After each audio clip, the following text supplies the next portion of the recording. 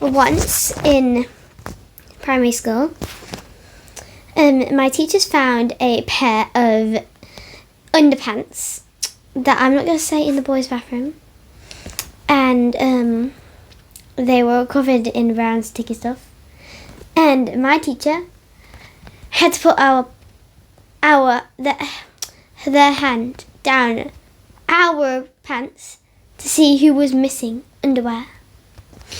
And when he got to the last kid, my teacher pulled her hand down his underpants, and her hand came out with a brown sticky stuff all over her hand. Kids started throwing up.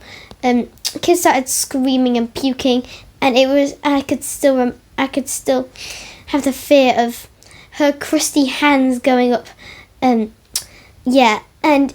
it was the worst day of my life. And then the next day, after the kid who had it all over down his pants came into school with a bright smile on his face, he was like, "Why are you all like that?" And we're like, "Do you know what you did yesterday? You had like, I ain't even gonna like speak about it, because I was just speechless, while all the other kids in my school were like whispering about him."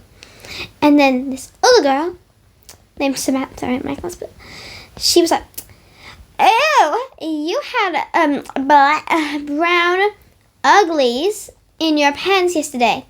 Nobody wants to talk to you." And we're like, and everyone was like, Samantha, and then everyone was like to that kid, "True, you had loads of brown sticky stuff down your like pants last night, so we're not gonna really talk to you." And I was like, "Well, he's only young, so we're the same." And then Samantha was like, "Well, we're the same age, so you calling me young? I think you need to be taught a lesson there, girl." And then she said to me, she said to me, "Well, maybe you should be less dumb, and maybe you shouldn't be hanging out with him." It was like the worst day of my life. I didn't even want to go back to that school, but I felt like I was forced to in the first place. So, yeah. Worst day of my school.